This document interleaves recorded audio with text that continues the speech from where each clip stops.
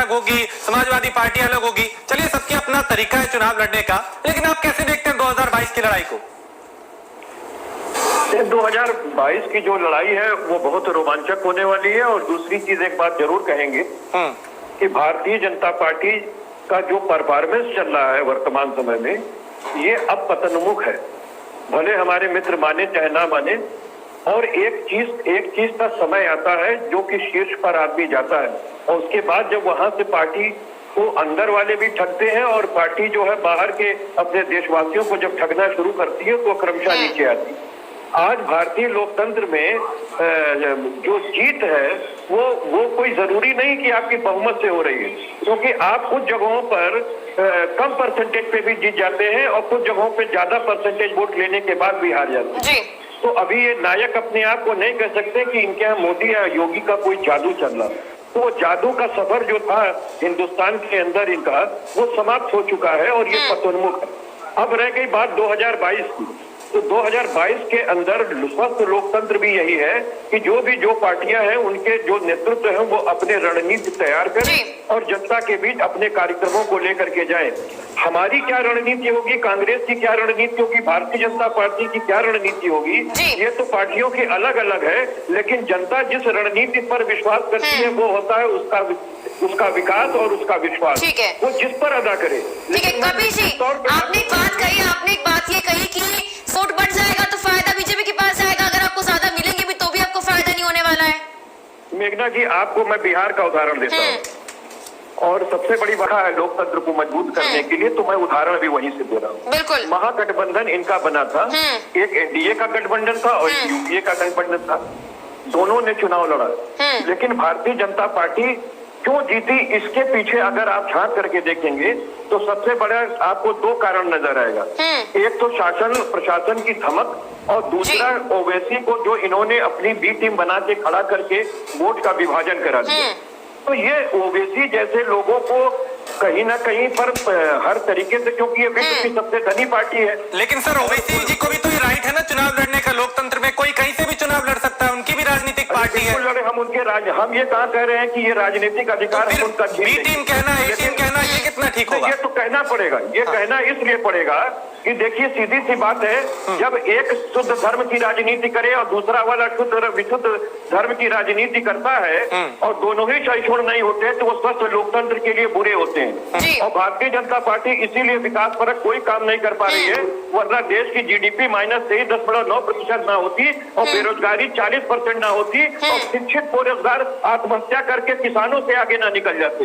तो इससे बुरे दिन और कुछ नहीं आ सकते हैं। इसका कारण यही है कि जब जनता धर्म के नाम पर जिताती रहेगी और इनकी कट्टरता को बढ़ाती रहेगी तो जनता कहीं ना कहीं अपने पैरों पे कुल्हाड़ी मारती रहेगी, और ये कुल्हाड़ी मारने का मरवाने का काम भारतीय जनता पार्टी और ओवैसी जैसे लोग कर रहे हैं, जो जनता के विवेक पर एक ऐसा आवरण रख देते हैं धर्म का, जिसके कारण आदमी सारा अपनी अच्छाई भूल जाता है। ठीक है कपिल जी, राकेश जी का जिक्र किया, उन्हीं विश्लेषण हम लोग मैं जो है अजय शर्मा जी हमारे जो वरिष्ठ पत्रकार हैं जी, उन्होंने जो विश्लेषण किया बहुत लाजवाब विश्लेषण, और इसी बात को मैं कह रहा था कि जहां मत प्रतिशत ज्यादा हो कोई जरूरी नहीं है कि, लेकिन अभी राकेश जी बात कर रहे थे, अजय जी ने उनसे पहले बताया था, अभी जो आप सुन रहे थे वो राकेश जी। हम अभी राकेश जी भी आएंगे, अभी हम अजय जी की बात कर रहे हैं। ठीक, यही बात मैं कह रहा था कि आप देखिए भारतीय जनता पार्टी का भी वोट प्रतिशत बिहार के अंदर करीब 6 से 7% गिरा है, और इनका यूनाइटेड जनता दल यू का जो है वो और ज्यादा करीब 12-13% गिरी है। बावजूद इसके कांग्रेस का 9% हुआ, वो बढ़ा है पहले से, लेकिन कांग्रेस की सीटें घट गई क्योंकि इनकी स्ट्राइक रेट जो थी वो डाउन चली गई। इन्होंने ज्यादा सीटें ले ली और उसको अपने संगठन के वजह से मैनेज नहीं कर पाए, क्योंकि जमीनी स्तर पे जो कार्यकर्ता होने चाहिए वो वहां नहीं थे। इसी को आप रिकलेक्ट करके जोड़ लीजिए उत्तर प्रदेश के उपचुनाव से, जब कांग्रेस कम सीटों पे लड़ती है और जहां पे उसके सारे कार्यकर्ता उत्तर प्रदेश से निकल के आते हैं और उन डिस्ट्रिक्ट में जाते हैं, वहां इनका कुछ बेहतर प्रदर्शन हो जाता है। तो ये चीजें कांग्रेस को देखनी चाहिए कि देखिए इंडिया के अंदर अगर भारतीय जनता पार्टी एक नेशनल पार्टी है तो एक नेशनल पार्टी कांग्रेस है। कांग्रेस जो सामान्य सोच के लोग हैं उनको कैसे लेकर के चले। ये एक बहुत पहले मैंने टीवी डिबेट में 2019 में भी कांग्रेस के लोगों से कहा था और नेताओं से अपील की थी कि आपको भी माइक्रो मैनेजमेंट सीखना पड़ेगा और आपको भी त्याग करना पड़ेगा। लेकिन अब ये कांग्रेस के अंदर की चीज है कि वो अन्य अपने सामान्य विचार के दलों को क्यों नहीं एक साथ रख पाए।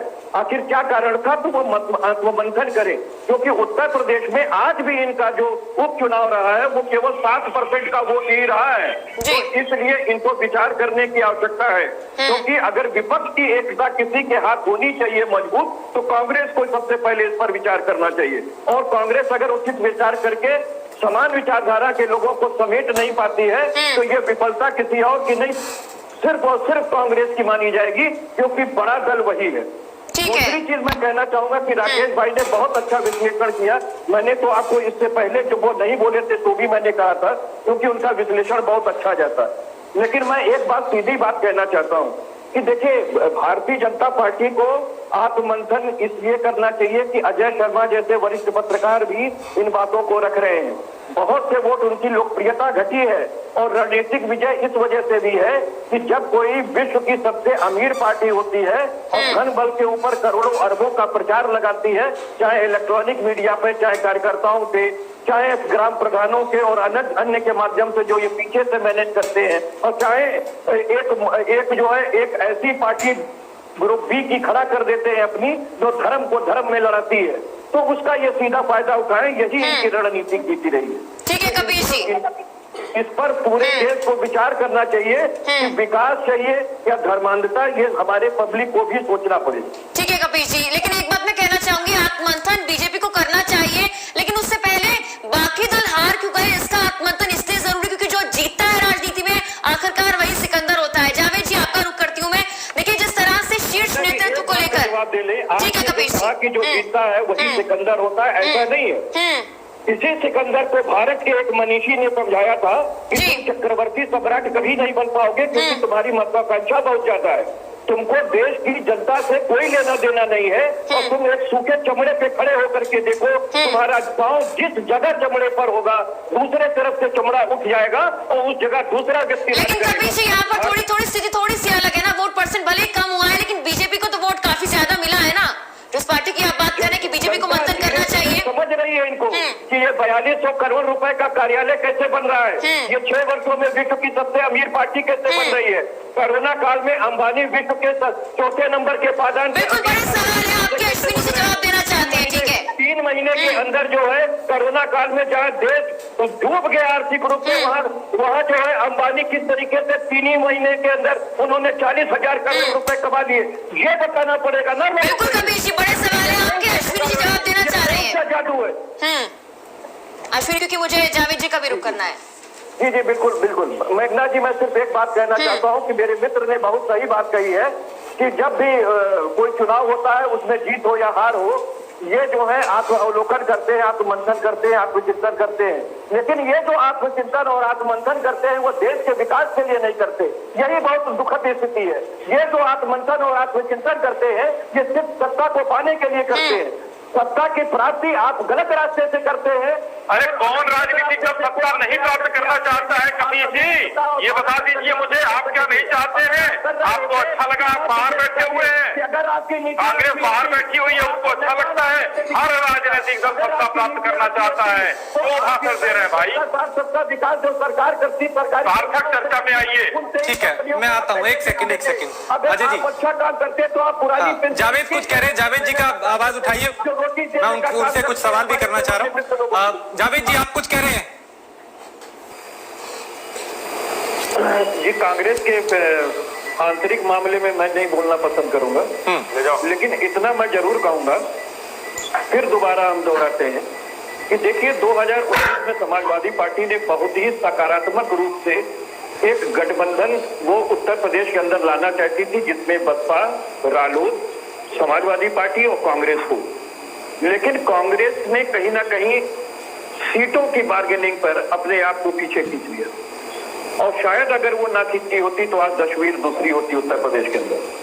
बावजूद उसके मैं आपको एक उदाहरण देना चाहता हूं, क्योंकि यहाँ बात एकदम खुल करके हो रही है, इसलिए मैं कह रहा हूँ, जावेद भाई भी सहमत हो सकते हैं मैं बिहार के अंदर एक बात कहना चाहता हूँ कि देखिए, कांग्रेस ने वहां पर राजद से, क्योंकि लालू जी थे नहीं, तेजस्वी थे, वो अच्छे लीडर तो हैं, लेकिन जहां तक संगठनात्मक सीट के बंटवारे की बात थी, वो अपने आप को कांग्रेस पे कायम नहीं रख पाए और कांग्रेस ने ज्यादा सीटें ले ली। बिल्कुल। और वो ऐसे जगहों पे ज्यादा सीट ले ली कि वो ज्यादा हारी। अगर वो राजद के पास गई होती या जितेंद्र राम मांझी और अन्य लोगों को ये अपने उस महागठबंधन में लाने के लायक हो गए होते, और तो भारतीय जनता पार्टी भले कितनों पैसा खर्च करके ओवैसी को खड़ा करे, उसका विकल्प नहीं होता, वो जीत जाते आराम से। क्योंकि इन्होंने आज भी जो इनसे वहां सरकार बनाई है, 12 सीटें ऐसी रही हैं जहां शासन की धमक दिखाई है। बिल्कुल, यानी अभी मंथन की बहुत जरूरत है, समीक्षा की बहुत जरूरत है, और जरूरत इस बात की भी है कि एक मजबूत